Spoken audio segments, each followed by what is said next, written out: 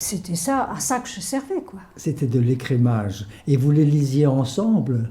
Non, je les lisais toute seule, Ah. et lui, il les lisait de son côté. Et puis après, on disait Et puis, il celui-là, fallait que ça plaise à tous les deux, bien D'accord. sûr. C'est tout. Il fallait l'unanimité des deux opinions. Plus ou moins, oui, parce qu'on n'était pas toujours d'accord sur les poèmes. Il a parfois imposé un texte que tu refusais Oui. Oui.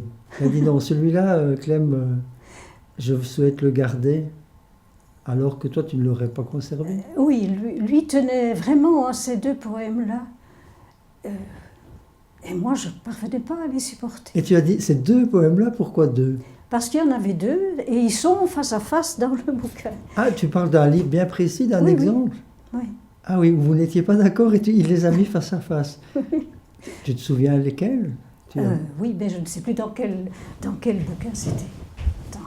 Parce que sur 15 ou 16 recueils, tu as une connaissance profonde de... Profonde, non. Oh, tu es toujours modeste, bah, peu importe hein, si tu ne les retrouves pas, mais on pourrait y revenir. Dans lequel ça se trouve? Ne fais pas attention. Ça va? Oui. C'est pas ici. Ce serait...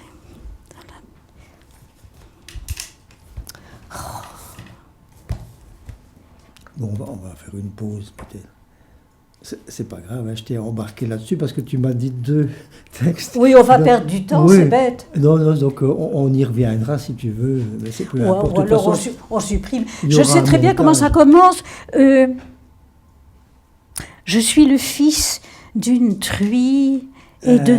Ah, je supportais pas ce poème. Ah oui, oui, d'accord. Mais bon, en général, pour les autres, ça... Oui. Mais ces deux-là, vraiment...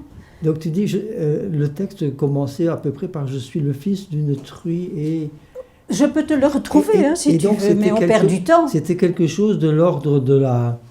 comment dire, un peu du surréalisme. Il y avait, de l'absurde. Il y avait un excès, évidemment. Attends, dans l'absurde... Ah, mais je ne l'ai pas oui, noté. oui. J'ai sûrement pas noté. Mais bon, voilà. Et donc, on comprend un peu mieux. Il y avait une sorte d'écrémage de quoi. Il fallait que remontent à la surface les meilleurs textes et les autres, on les éliminait tout simplement. Oui. Et quelle était plus ou moins la proportion de textes conservés par rapport aux textes écrits en poésie? Un tiers, probablement. Un tiers environ. Voilà. Oui, il y avait beaucoup de déchets, hein, beaucoup de suppressions. D'accord. Et j'ai encore des valisettes pleines de poèmes qui n'avaient pas été triés. Ah, ça, tu as ça. D'accord. Ça, tu ne les as pas, pour le moment, donnés aux archives, ça, tu estimes? Oh non, ça, c'est pas possible. Ça n'est pas nécessaire. Non, parce qu'il n'y avait même pas eu un premier écrémage, donc c'est pas possible. C'est ça. Et donc, il y avait une écriture pratiquement, enfin, je suppose, voire pas seulement pratiquement, mais quotidienne. Ah oui. Il s'installait là tous les jours. Oui. Il écrivait pendant une vingtaine de minutes à peu près. Et puis il abandonnait. C'est ça. Toujours sur des petits papiers qui partaient dans la valise. Mais c'était pas toujours des petits papiers. Hein. Des petits papiers ou c'était toujours des feuilles, ceci. Ah oui, d'accord. Avec des papiers comme ça. Il y a du reste encore ici. Ah oui, tu en as encore. Un truc. Oui. Tu vois. Donc il ouvrait son sous-main. Oui, son sous-main, il travaillait après. Il travaillait. Et puis alors on laissait reposer plusieurs mois, tu dis, il fallait garder... Quelquefois un an. Hein. Voilà, oui. Garder donc la fraîcheur, la nouveauté du regard. Oui. Parce que quand on est dans l'instant, on croit que... Il y avait même quelquefois 2 tris, si pas 3. Hein. D'accord. Comme pour des vins vendangés en vendange tardive, un tri successif pour réaliser le sauterne. Oui. La sélection de grains nobles. Et si l'on revient, moi, l'une de mes passions, à part l'écriture, c'est la généalogie. Tu pourrais peut-être simplement nous dire, voilà, Yvon est né à Carignon, dans telle rue, à tel endroit, ses parents et ses grands-parents étaient... Voilà, tout simplement. Parce que tu as déjà dit que sa grand-mère était herscheuse au charbonnage, par exemple, l'une de ses grand-mères? Pas herscheuse, je ne sais Ah pas non, ce qu'elle pas- a fait. Ah oui, elle Elle est travaillait descendue dans la mine, dans le fond, dans le fond, D'accord. à 14 ans. c'est ça. C'est la maman de son papa. D'accord. Et donc, lui, Yvon, est né en 1926, c'est Oui. ça, à Carnion. Et il est toujours resté à la rue de... qui s'appelle maintenant la rue de la Poudrière, D'accord. mais qui s'appelait la rue de Vam à l'époque. Il est né comme autrefois dans la maison familiale, quand sa maman a accouché à domicile. c'est À ça, hein? domicile. Il avait des frères et sœurs, Non, Non. il Fils était unique. enfant unique. enfant unique. Et donc sa maman accouche rue de Ouam, actuellement rue de la Poudrière. Et il y a un problème lors de la naissance qui fait qu'il sera toujours légèrement handicapé des jambes, puis de plus en plus. Il a été étouffé à la naissance. Mais je ne sais pas les détails, évidemment. Il m'a toujours parlé de l'arrière-fait, mais D'accord. je ne sais pas. C'est vraiment l'accoucheuse qui l'a sauvé, paraît-il. D'accord. Mais bon, il en a subi les conséquences, évidemment. Oui. Parce qu'un étouffement à la naissance, ça dépend si ça dure longtemps, hein. Oui. Le papa était instituteur, c'est ça? Il a été instituteur, oui. Il a été directeur d'une école industrielle aussi, à un Ah moment oui. donné. Et donc son papa était né forcément au début du siècle ou même à la fin du 19e. En 1900... Oh, tu m'en... Peu importe. Enfin, son papa était de Carnion également. C'est une famille de Carnion. Ah oui, oui. Comment s'appelait le papa? Le prénom c'était Camille. Camille Givert. Et la maman était, je suppose, comme beaucoup à l'époque, femme au foyer. Femme, oui. Non, mais oui, Oui, oui. c'est ça. Hein. Et c'était comment la maman, le nom de famille de la maman? Tu sais ça, non? C'était aussi une famille de Carnion, Mailleux. des Mailleux, d'accord. Et puis alors, du côté du papa, le grand-père, donc, était-il houilleur également, comme sa femme, ou non? Le papa, donc, de l'instituteur, le papa de Camille. Tu Ça, m'en tu ne sais demandes pas. trop, hein.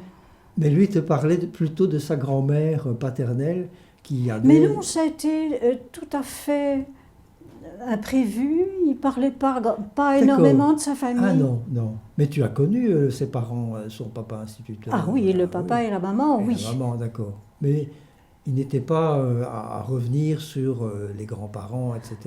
Tu n'as pas. Mais non, je suppose qu'il... Enfin, je ne sais pas. Mais tu crois donc il a dit plusieurs fois que sa grand-mère était descendue au Ah fond, oui, oui, oui, ça oui. comme on disait Ça, ici à oui. Fosse, dans la fosse. Oui, oui, oui, oui. Et de l'autre côté, donc les grands-parents maternels, tu as une idée, non de Aucune idée, non. Carnionnais aussi, c'était des, Oui, sûrement. des hein. gens de Carnion. Ah oui, d'accord. Et donc l'enfance a dû être peut-être un peu particulière, étant donné déjà les symptômes de problèmes de locomotion. Ben oui, j'ai retrouvé une lettre d'un de ses instituteurs Oui. qui avait écouté un enregistrement, Oui, une interview à la radio, et qui disait « Tu n'étais pas un enfant gai, oui, tu ne souriais pas, tu étais toujours très sérieux. » Donc, la mais petite il faut se photo mettre à sa d'entrée. place. Il n'a jamais pu jouer avec les autres enfants. C'était pas possible. Il n'a jamais fait la gymnastique.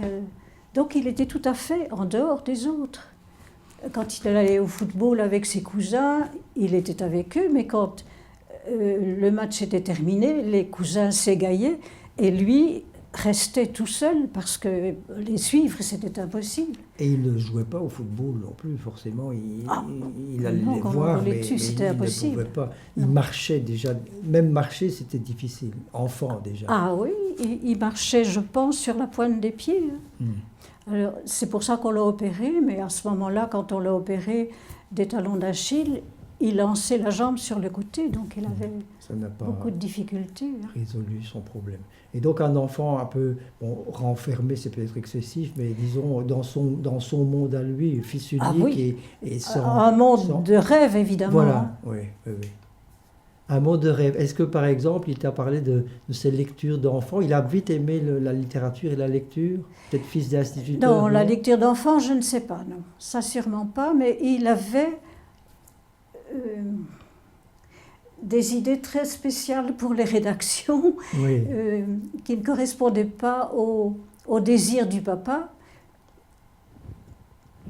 parce que le papa était pour les choses... Le vieil instituteur avec les phrases oui, voilà. à la Flaubert, etc., je suppose, les phrases extrêmement construites. Tandis que lui, Yvon partait dans tous les sens, évidemment, puisqu'il n'avait que ça comme évasion. Déjà Ah oui. dans ses rédactions. Et ensuite, l'école primaire, c'est à Carnion. L'école primaire, c'était à Carnion, oui, oui. Et l'Athénée, c'était Et à puis Mons. l'Athénée de Mons. Oui. Il a eu des professeurs qui l'ont marqué. Non, il ne parlait pas de ses professeurs. Il n'a pas été impressionné Sauf le par prof de religion protestante. Ah oui. Parce que son papa l'avait mis chez les protestants parce que c'était le plus facile, paraît-il. Donc, non, ça tu coupes. Hein. Oui, ben bon, non, pourquoi? Oui, mais c'était intéressant. Le fait aussi peut-être que les protestants sont beaucoup plus proches du texte de la Bible, et donc peut-être ils vont une connaissance en profondeur des Écritures. Non, ça ne l'a pas. Non, je n'ai pas l'impression. Son papa était tout à fait un croyant, sa maman aussi, donc. D'accord. Et Yvon était agnostique. Oui, oui. Mais tu sais, au point de vue métaphorique ou quoi, parfois on peut trouver des éléments dans tel psaume ou non, ça n'est pas Non, revenu non, non, ça sûrement pas. Non. dans son écriture. Non. Oh non, du reste, dans son écriture, il n'y a rien qui se Non, rapproche de la religion. d'une religion quelconque. Oui, oui. Et puis, suite à l'Athénée de Mons, il souhaite entreprendre des études de médecine, c'est ça? Oui. Hein? Et là, c'est difficile étant donné... Mais c'était juste après la guerre, donc Ah oui. Il devait trimballer sa valise jusqu'à Bruxelles, arriver aux côtes à Bruxelles, tout ça avec les difficultés de marche qu'il avait, donc c'était déjà une fatigue énorme. Mhm. Donc il a fait ses études pendant quelques mois et puis il a été malade. Donc 22 mois de sana, à Havre d'abord et puis à Bruxelles. Après ça, il a pu arrêter. Donc il attrape la tuberculose à 18 ans, c'est ça, environ. Non, on devait être plus âgés parce que la guerre était passée par là. D'accord. Et nous avions tous les deux dû faire une année supplémentaire après la guerre. Oui. Donc il avait une vingtaine d'années, quoi. Oui, c'est ça. Oui. Et là, donc, une deuxième tuile qui lui tombe dessus. Oui, énorme, ça c'est une fameuse. Énorme. 22 mois de sanatorium, et là, ça brise ses espoirs de faire la médecine, quoi. Bien sûr. Oui, parce qu'après, il était guéri, mais il avait subi tout de même de très grosses interventions. Donc, sa santé était tout de même encore fragilisée. Encore fragilisée, oui. Respirer avec des poumons diminués, c'était pas simple. Donc, il y avait toujours une fatigue énorme pour tout ce qu'il faisait. Hein. Donc, il a fallu traiter la tuberculose, y compris chirurgicalement, quoi. C'est-à-dire, oui. donc, ablation de lobe du poumon ou quelque chose dans le genre. Comment appelait-on ça à l'époque? Le nom ne me revient plus.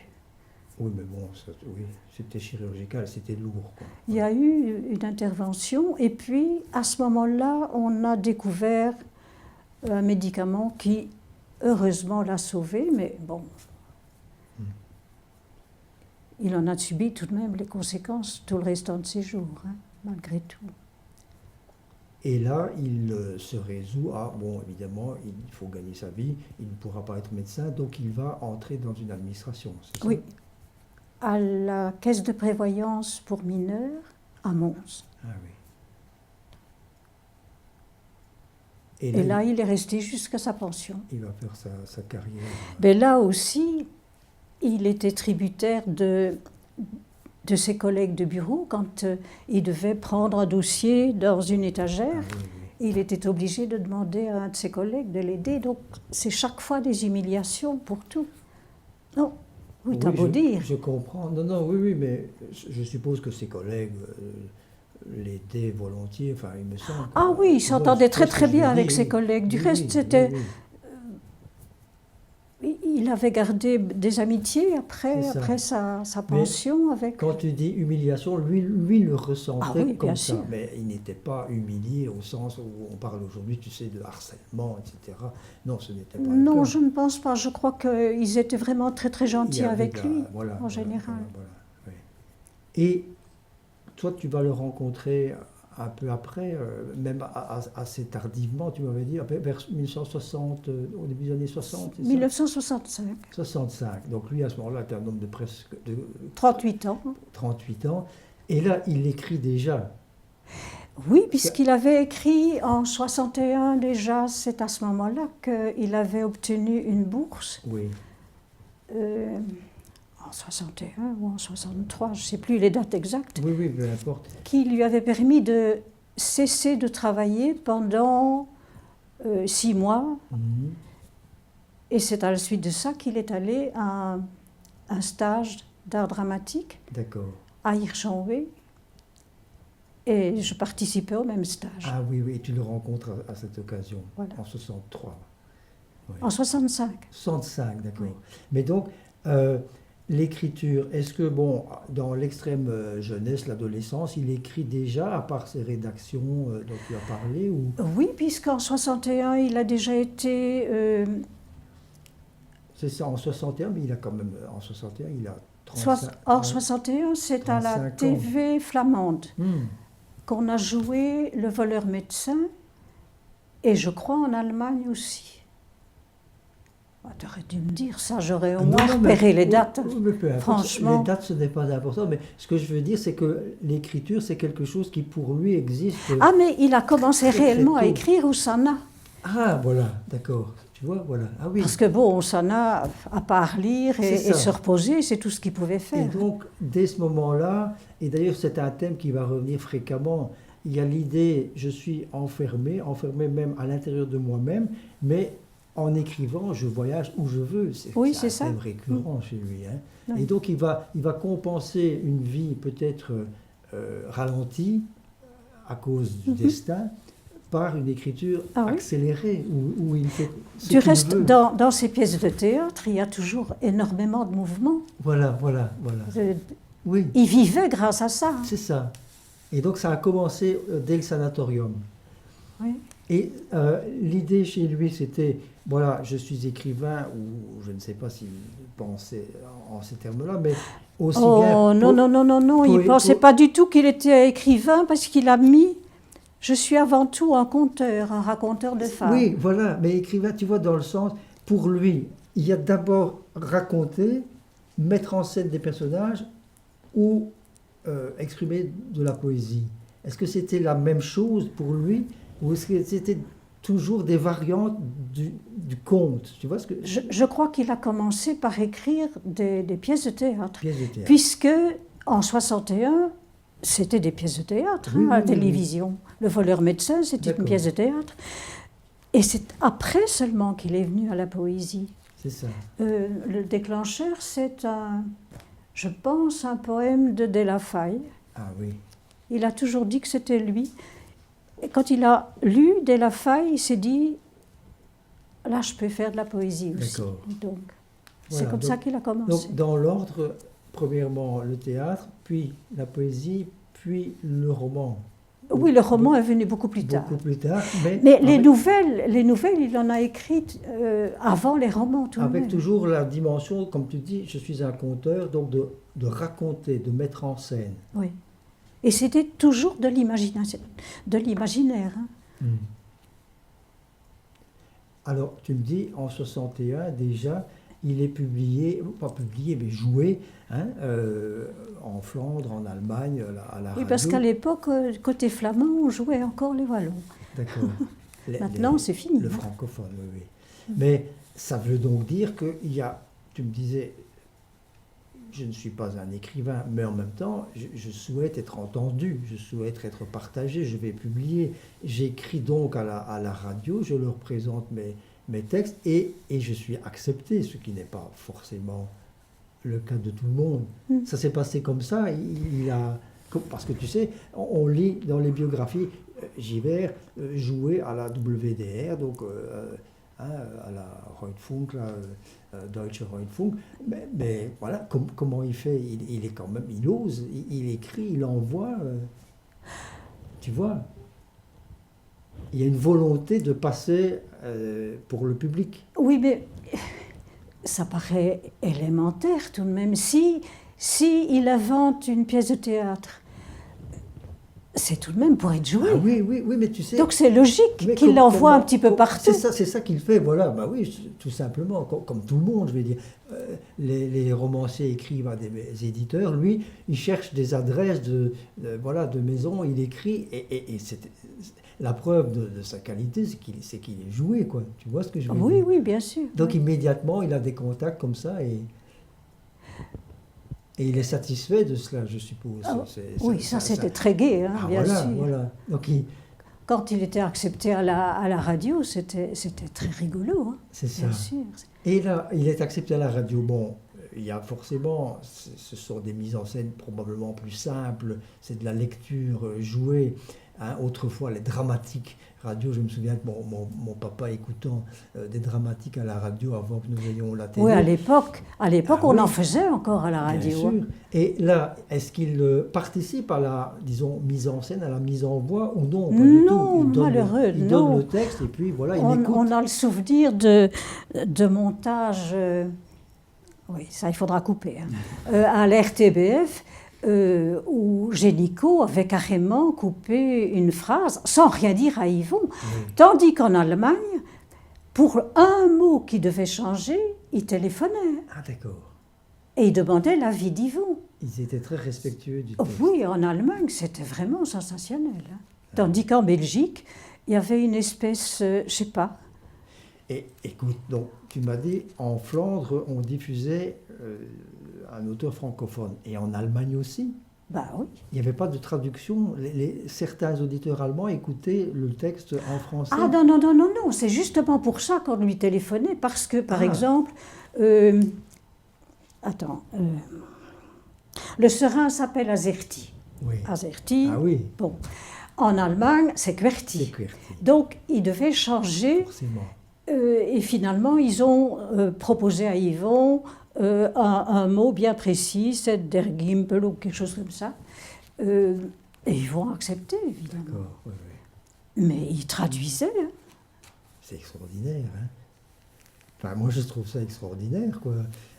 Cette répercussion presque européenne. Et il a été joué plusieurs fois, mais après la réunion des deux Allemagnes, là, évidemment, ils ont repris des auteurs d'Allemagne de l'Est, donc ils ont plus ou moins écarté les... Ou bien ce qu'Yvon écrivait ne leur plaisait plus, un des deux. Hein. Mais c'est nettement à partir du moment où les deux Allemagnes ont été réunies qu'il n'a plus été joué. Et par ailleurs, jouer la comédie, écrire des pièces de théâtre, c'est aussi souhaiter passer sur les planches. Et il a aussi évidemment été joué dans les théâtres de la région, voire même plus loin, à Bruxelles. Il a été joué à Ouham par une compagnie d'amateurs, dirigée à l'époque par Jean Chalet. Tu as la photo du reste là, quelque part. Une très très vieille photo. Ici en dessous. Ah oui. Voilà. Un article de journal sur... Ah oui, c'est la première pièce représentée, la Grande Pétoire, c'est ça? La Grande Pétoire. Voilà, oui. Et là, on le voit à côté de Chalet, mais c'est très très vague hein, comme photo. D'accord. Et donc ça, c'était en quelle année là? En 63, par exemple? Non, puisque j'étais déjà là, donc c'était en 68, je pense, oui, 67 ou 68. D'accord. Enfin, tout au début du mariage. Et là, il est heureux aussi. Wham, c'est la porte à côté, donc il va aller voir les représentations et voir physiquement présents sur scène ces personnages. Oui, Ça, c'était ça le une change aventure très très étrange. ça le change de la radio. Oui, c'était très baroque comme représentation, mais enfin bon, il était joué, donc Oui, oui, oui, oui. pour lui c'était gai. Et puis après, d'autres aventures dans Alors des il y a théâtres. eu allez, les Belges aussi, bien sûr, joués par le G-Théâtre, Ah oui, oui. et mis en scène par Roland Thibault. Mhm. Et ça a été assez bien joué ici dans la région. Mais bon, Et puis encore quelques autres sont passés sur pièces jouées, il y a eu Léo Cadia, ça c'est à Bruxelles, au Oui, Rideau de voilà, Bruxelles. Rideau de Bruxelles, oui, oui. Et alors, une pièce qui a eu beaucoup de succès, c'est Le Crocodile. Mhm. A été jouée 4 ou 5 fois, y compris en France, à Roubaix. Et il y a plusieurs compagnies qui ont aimé cette pièce et qui l'ont jouée. On a joué La Perruche aussi au Théâtre de l'Ancre à Charleroi. Et c'est tout. Malheureusement, Yvon ne pouvait pas assister aux répétitions, c'était vraiment trop fatigant. Mhm. Non. C'est comme ça que quand le neveu d'Edenstein a été lu à Bruxelles, il a regretté de ne pas avoir pu assister aux répétitions avant parce qu'il aurait fait des coupures à ce moment-là. Mhm. Et quand nous sommes revenus, dès le lendemain, il s'est remis à sa grosse machine IBM Oui, et il a recommencé à faire des coupures, ce qui n'était pas facile à l'époque. On n'avait pas Internet. donc la grosse IBM électrique, Mhm. c'est ça. Et c'est ça qui a précédé l'ordinateur. Il est venu Oui. ensuite à l'ordinateur. l'ordinateur. Mais il n'a pas pu beaucoup en profiter, évidemment, parce qu'à ce moment-là, il est retombé malade. Oui. Donc. Quand il écrivait pour le théâtre ou quand il écrivait un roman, est-ce qu'il se concentrait là-dessus et est-ce que la poésie devenait secondaire, voire abandonnée, ou est-ce qu'il y avait toujours en même temps l'activité d'écriture poétique? Ou est-ce que c'était un chantier à la fois? Attends, je réfléchis. Je crois qu'il continuait tout de même la poésie le matin. Et alors c'était le restant de la journée, il allait à la machine. Et là, quand il avait l'inspiration, il continuait. Hein. Oui. Un jour, un ALE était venu travailler au jardin et malencontreusement, il a coupé un fil électrique en travaillant et Yvon a perdu toute une page. Il était en pleine inspiration. Ça a été vraiment très très douloureux pour lui parce que retrouver l'inspiration du moment, c'était pas possible. Donc, il avait trouvé quelque chose à ce moment-là qui a été détruit complètement et qui n'a jamais pu retrouver. Et Ça, c'est vraiment très étonnant. tiens. Et donc ça veut dire que alors il écrivait ses pièces de théâtre ou ses romans directement à la machine alors? Mais pas toujours parce que j'ai encore Oui, des tas de débuts de pièces manuscrites. d'accord. Mais il laissait ça à l'état, comme les poèmes. Oui, oui, oui. Il laissait ça en repos et puis tout à coup, ça jaillissait. Et alors, à ce moment-là, quelquefois, il allait directement. Mais tout de même, la plupart du temps, c'était avec le bic D'accord. qui travaillait. Mais cette fois-là, il avait eu l'inspiration pendant qu'il tapait, donc il ne s'est pas arrêté. Et puis, clac, l'interruption. Oui, ça, c'est vraiment très, très douloureux. D'accord, il a été vraiment très, très choqué. Oui, il a été très marqué par ça. Un accident. Bah oui. Oui, oui. Ça peut faire foirer carrément. Oui, oui, oui, bien sûr.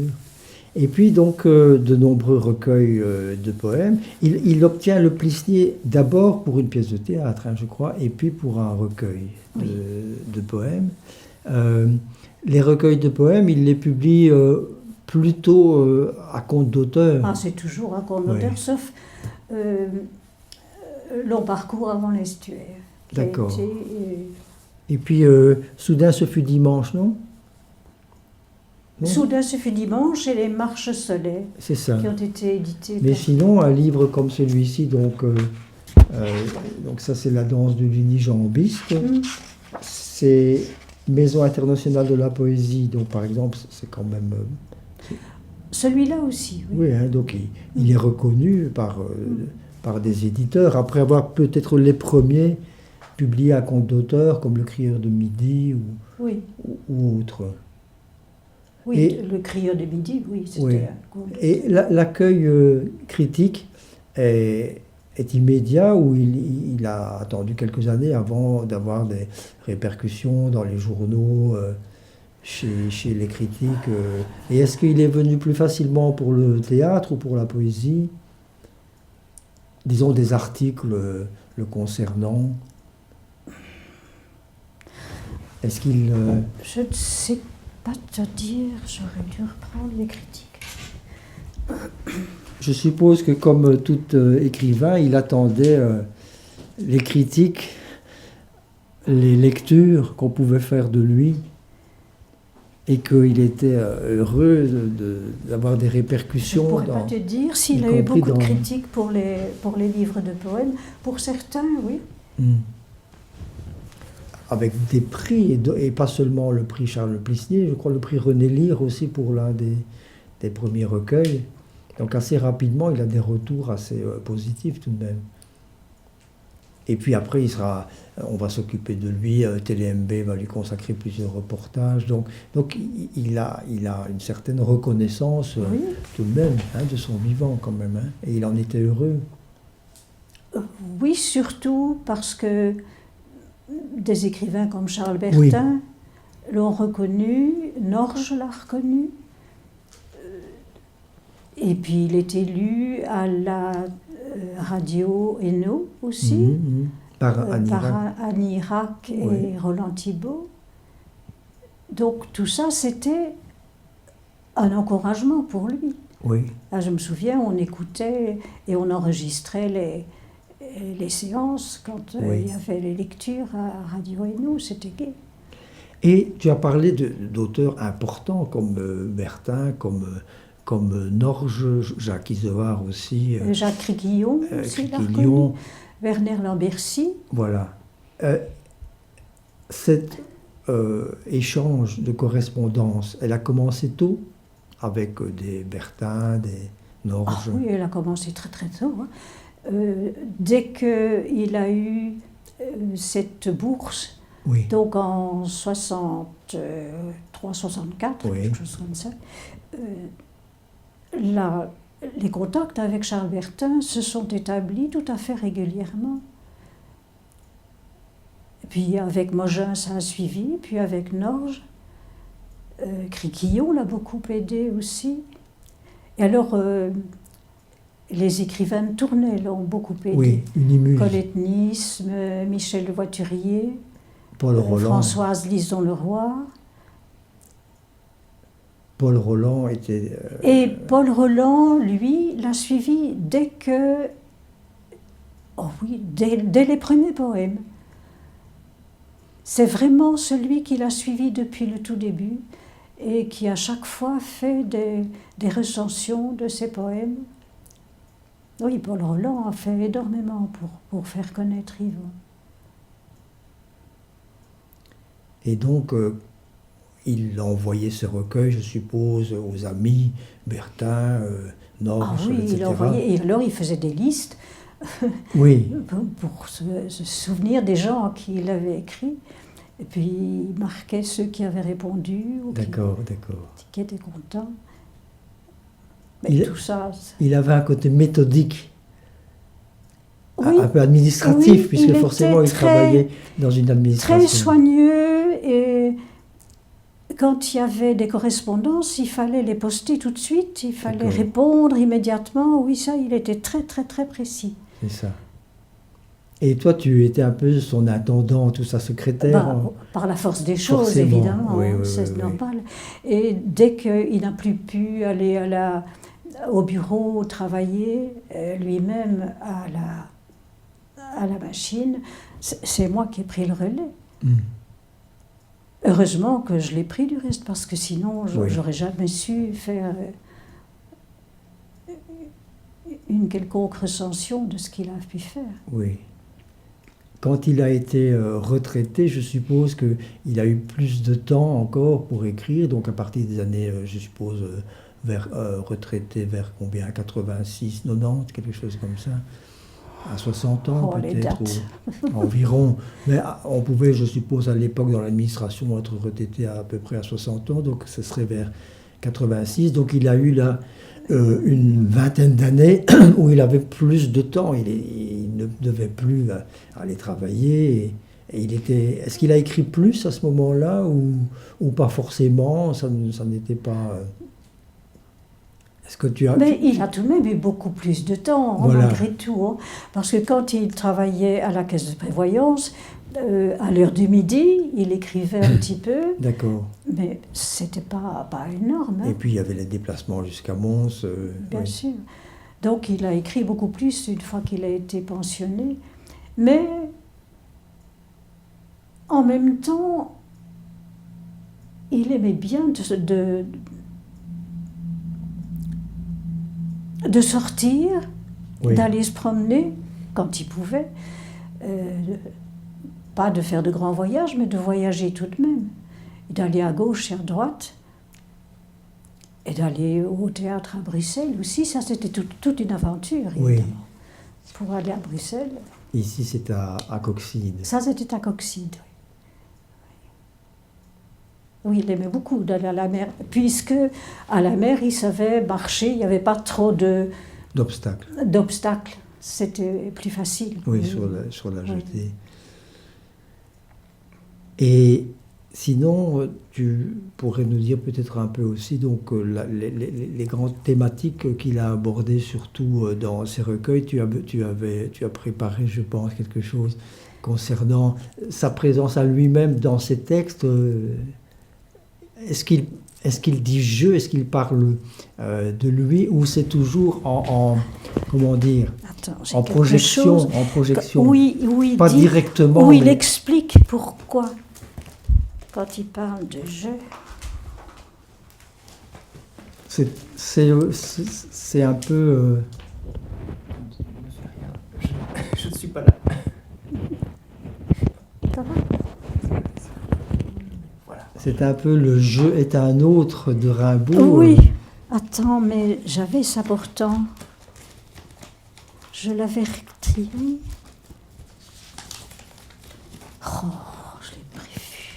Pourquoi tu m'as pas envoyé les questions à l'avance? Ah, mais c'est parce que je ne voulais pas prévoir les questions, justement. Mais tu vois, les amener de manière un peu naturelle et spontanée, tu vois. Je n'aime pas tellement les préparations. Oui, mais tout de même, si j'avais pu préparer un Oui, peu, mais ça aurait voilà. été plus facile. Mais ici, c'est pas grave, Stéphane coupera. Mais non, la question, c'est surtout, tu vois, tu avais préparé quelque chose là sur ton dossier à droite, là. Tu vois, Oh, mais oui, là, ce truc. mais c'est pas grave. Mais j'ai un truc où il parle de je. Eh bien, cherche-le tranquillement. Ben, ça, c'est...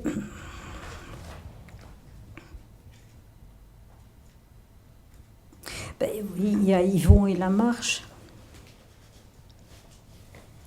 Et tu n'as pas dit tout à l'heure, la maman d'Yvon. Il y a Yvon, les dictatures. C'est comment le prénom de la maman d'Yvon? Son papa, c'est Camille, sa maman. Alphonsine. pourquoi? Alphonsine Mailleux, d'accord.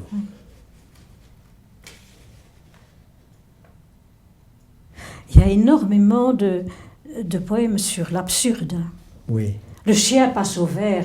Ça, c'était... Mais c'est réel, on a vu ce chien attendre le signal D'accord, vert. voilà. Ça, c'est vraiment très étonnant. Mais ça, c'est quelque chose qui est fréquent chez Yvon. Tu dis ça, le chien passe au vert, le chien attend le signal. C'est surréaliste, mais c'est vrai. Et donc, Yvon, c'est quelqu'un qui est toujours à la limite entre le réel et ce qui nous paraît irréel, mais qui est tout de même réel. Donc, c'est un surréalisme très Oui. quotidien en même temps. Oui. Mais c'est peut-être ça la recette. Si on regarde les tableaux de Magritte, ce sont des éléments du quotidien qui deviennent étranges quand on les regarde autrement. Donc Oui, le chien oui, qui passe au c'est vert, exactement ça. tout est dans le regard. Et c'est vraiment Mm. ça l'une des grandes particularités d'Yvon. Une Oui. extrême simplicité quotidienne et en même temps le choc d'un regard différent. Oui. C'est Oui, comme c'est- ça que tu... Oui, parce que quand je regarde, c'est fou hein, le nombre d'absurdes qu'il y a dans ces... Là, tu as relu ces textes et tu as cherché des constantes. Et qu'est-ce que tu... Il y a Tu les pourrais dictatures aussi. Ah oui, oui. Ils ont écrasé les mégots sur mes yeux. Est-ce que ça n'est pas peut-être plutôt dans les débuts, à l'époque où il est peut-être un peu plus inspiré par De La Faille, qu'on voit cet aspect-là? Ou alors ça revient toujours, le côté Et je dictateur? crois que c'est influencé aussi par la vie qu'il a et l'environnement qu'on a eu ici. Oui, c'est-à-dire. J'aurais dû te montrer les photos. Donc Et il s'est a senti eu beaucoup d'ennuis il ici s'est à cause senti de l'environnement. agressé par l'environnement ici. Agressé, exactement. Agressé. Très agressé. C'est-à-dire sans dévoiler quoi que ce soit de... Mais quand de- tu as par exemple l'usine a découpé les... Dis un peu. Attends. L'œil écarlate, page 39.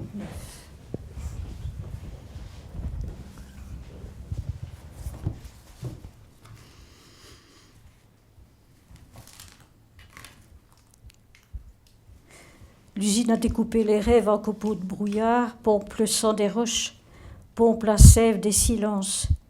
Nous cahotons entre des cathédrales éventrées. L'ennui nous tire les dents, les jette sur des tambours de chèvre. Voici le temps des grandes sauterelles. Dors mon agneau, ma laine d'équinoxe. C'est vraiment ce qu'on sentait à cause de l'usine qui était ici derrière. Donc vous aviez derrière chez vous une usine au sens propre du terme, donc Oui, une oui, oui. grosse fabrique.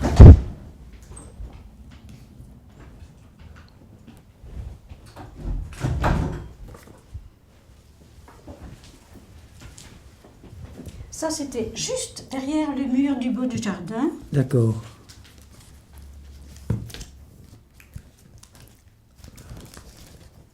Voilà l'usine. Ah oui, ok. Ah d'accord, oui, oui. Donc là, il est en construction, je suppose. Ou bien non, il fabriquait des charpentes. Ici, juste derrière D'accord. le mur. Hein. Charpenterie industrielle, hangar construit en 72 sans permis de bâtir. Ok. Voilà. Et donc là, il y a eu tout... Ah oui, oui, oui, ah oui. C'est ça. Le crocodile, ça Oui. vient de là. Hein. D'accord. Avec un dépotoir exactement derrière chez vous, quoi. Ah oui, oui, oui. Et là, ça a ajouté encore à cette impression, enfin pas seulement une impression, à cette sensation d'étouffement et Ah, je te regardais ça. d'agression, comme tu dis. Oui, ça c'était vraiment... Et il a transposé ça dans Dans le crocodile. dans de nombreux écrits, dans beaucoup de poèmes, et dans la pièce de théâtre Le Crocodile, mais de manière extrêmement, comment dire, métaphorique, pas directement, il n'a jamais dit ça directement, mais... Et il y a tout de même... Attends, la pollution, il y a... Il y a Ne quelques- t'arrête pas au point d'eau, cigogne. D'accord. Et nous sommes tous des canards mazoutés. Oui, oui, C'est oui. tout de même... Oui, mais si tu ne nous dis pas que ça vient de là, on ne peut pas le savoir, tu vois. Nous sommes tous des canards mazoutés, tout le monde pourrait l'écrire. Mais toi, tu sais que c'est venu de cette Ah, oui. invasion de son environnement, au sens propre, environnement. Les environs étaient, oui, bien étaient sûr. salis. Et ce besoin de calme qu'il avait, D'accord.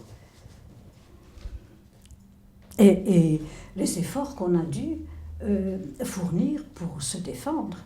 On a dû aller jusqu'à Bruxelles, on a des registres complets Donc, il y a une de énorme- lettres aux avocats, D'accord. Pour tenter de lutter contre... d'obtenir de pouvoir rester ici dans le calme, un tout petit peu de calme. Ça faisait du bruit aussi. oui. Ah oui, c'était très Alors, je suis gênant. sourde, mais je sais pourquoi. Hein. Ah d'accord. C'était le marteau-piqueur, hein, là-bas, pour assembler les charpentes. Et ça résonnait toute la journée. Et quand tu dis qu'il n'y avait pas eu de permis de bâtir, vous n'avez néanmoins pas pu obtenir l'arrêt. Ça Terrible. n'était pas possible. Et donc là, ça a été On n'a plus d'illusions du tout sur oui, rien du tout. Hein. ça a été une thématique un peu comme Oui. ça, kafkaïenne en somme. Et devoir se défendre contre ça, c'est tout de même très très dur. Oui. Enfin, tu coupes, hein. Oui, oui. Donc le côté, je suppose, avait-il lu le procès de Kafka? Parce que c'est ça, c'est quelqu'un qui, dans les premières pages, se retrouve pris dans quelque chose qui le dépasse complètement et qui va le broyer dans les rouages d'une administration totalitaire. On avait sûrement calomnié Joseph K, etc. On est venu. C'était quelque chose de beaucoup plus insidieux. Enfin, là, c'était pas insidieux, c'était Oui, vraiment là. Mais quand tu dois te défendre Oui. devant l'administration, c'est vraiment... Oui.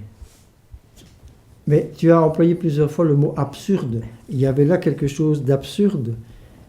Est-ce que tu penses, est-ce qu'il a été influencé aussi, peut-être par des auteurs comme Camus? Est-ce qu'il a lu Camus? Parce que oui, il aimait bien. tu sais que Camus a attrapé la tuberculose à 18 ans. Et il n'est pas mort de ça, lui non plus, mais ça a pesé sur sa vie. Et s'il a écrit des textes comme le mythe de Sisyphe, la peste, etc., c'est quand même lié aussi à ce facteur. Et donc, il y a un sentiment de l'absurde chez Yvon, très tôt, Oui, mais et qui est il y a... renforcé par cet épisode terrible et long. Ben oui, il était confronté à l'absurde tout le temps. Hein. Et à ce besoin, comment dire, il avait besoin de communiquer avec tout le monde. Et nous nous sommes retrouvés ici dans une espèce de solitude assez énorme, parce qu'au début, il y a eu à un moment donné des camions et des cars aussi. Et tout le quartier s'était mobilisé pour empêcher que les cars ne viennent. Et quand les voisins se sont rendus compte que les cars ne seraient pas devant leur parking, mais derrière, chez les Givert, ils n'ont plus rien fait du tout et plus personne ne nous a connus, ne nous a salués. Donc on s'est retrouvés vraiment tout à fait enfermés ici, à deux, sans pouvoir respirer beaucoup, sans pouvoir communiquer, alors qu'Yvon était l'ouverture même. Quand il rencontrait quelqu'un, c'était l'amitié presque tout de suite. Alors bon, on s'est renfermés puisque plus personne ne nous saluait. Et pour le moment, je ressens encore la suite de ces attitudes. Enfin bon, maintenant il y a beaucoup de personnes qui sont décédées, donc et c'est oublié pour les gens ici qui sont là, bon, ils ne savent même plus que ça a existé.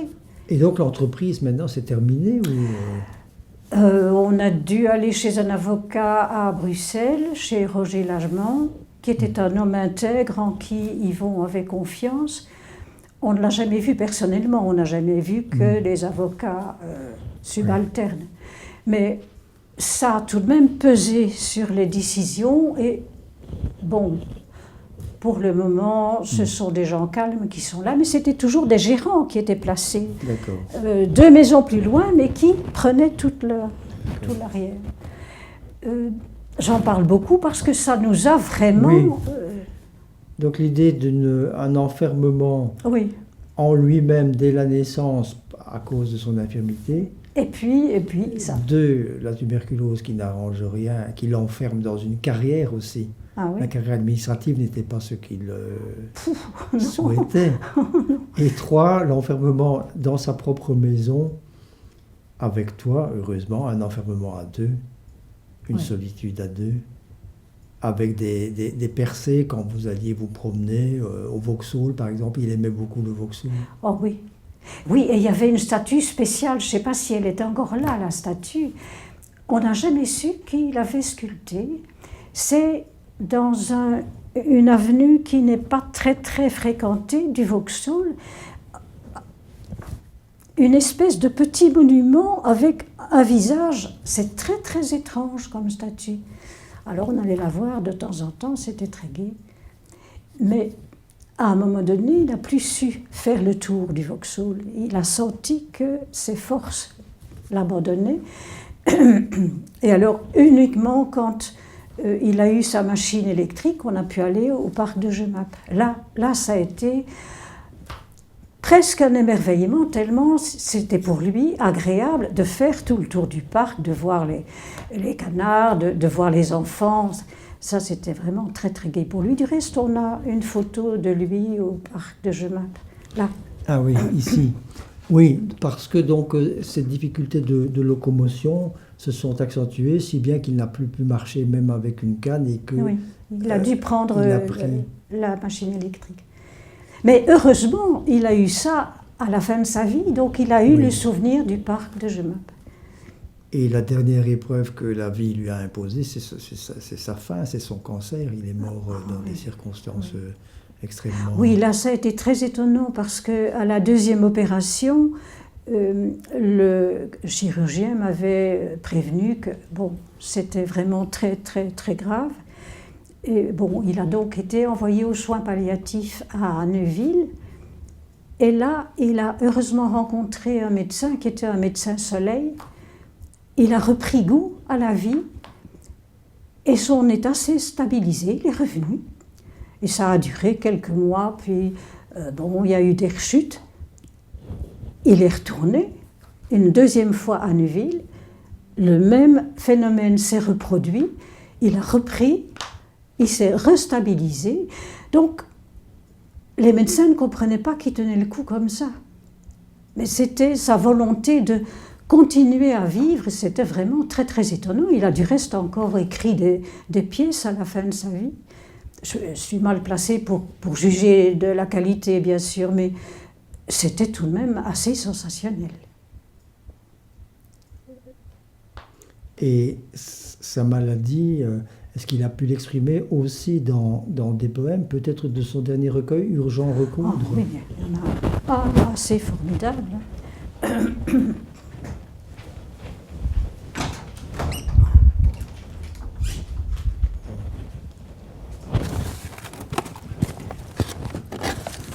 Oui, ça oui. Bon, c'est bien, on a une espèce de boucle comme ça, on arrêtera dans quelques minutes. Je vais lui demander de lire un texte. J'ai aussi une adaptation. Ah oui, oui. Je vais encore mettre le micro. Ne fais pas attention, ça bouge toujours. Compliqué ça. Je vais le mettre bien pris.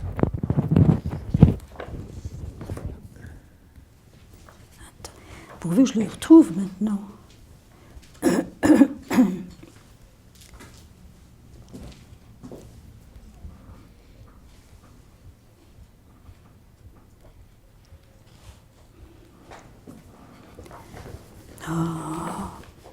Flûte.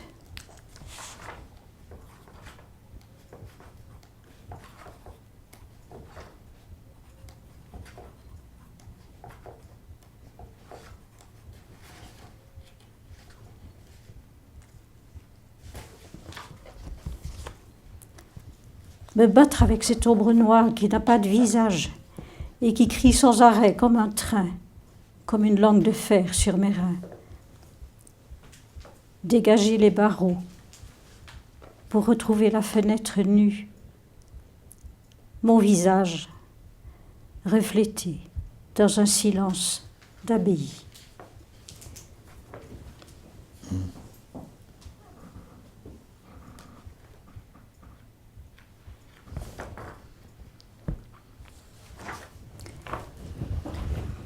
Si tu devais choisir 3 poèmes d'Yvon, 3 poèmes d'Yvon. ou 1, 2 ou 3, Attends. Que je vois dans quel champ. que tu aimes particulièrement et que tu pourrais Oui, nous oui, attends. lire pour terminer. Les instantanés d'Yvon. Dans les cils du veilleur. Ici.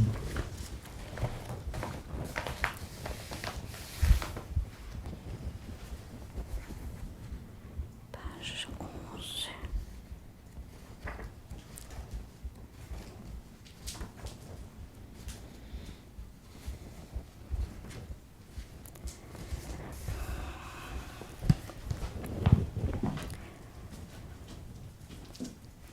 Cru dans l'instant inhabitable. La seconde a un goût de noix.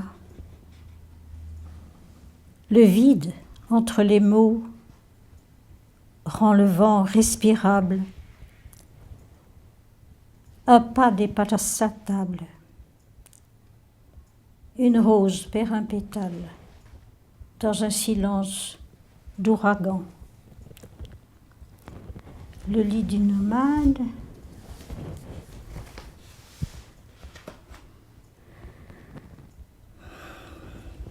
Page 12.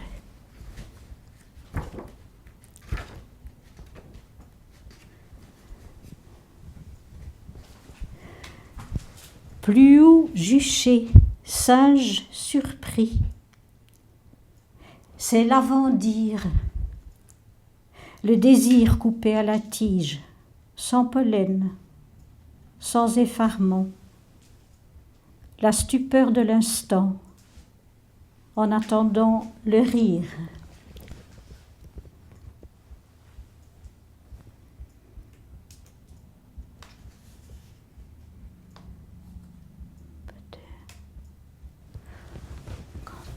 Attends.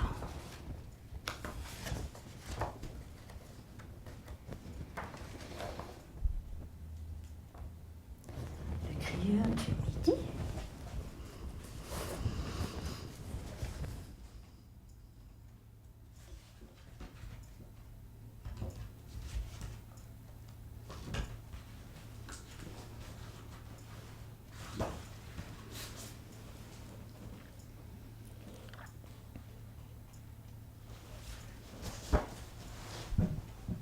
J'inaugure un verger où un seul arbre parlera pour la forêt entière, peuplé d'un seul oiseau.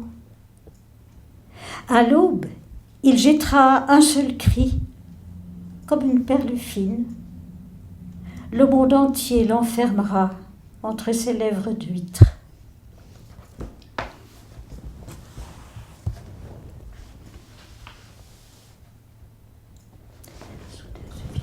Et ce dernier.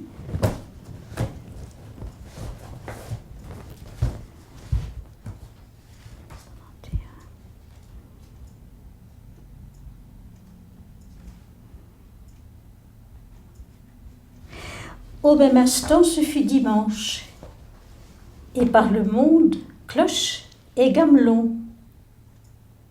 Et ce fut l'aube en ce dimanche, et le soleil sautant les grilles, avec des grâces de rôdeur. Merci Clem.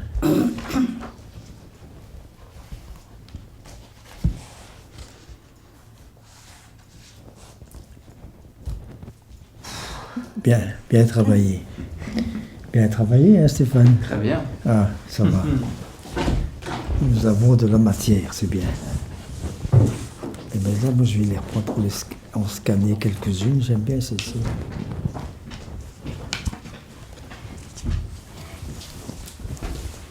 Et ça, c'est 2 lettres, enfin 2 copies, de lettres qui vont à envoyer à ta maman. Non. C'est pour toi.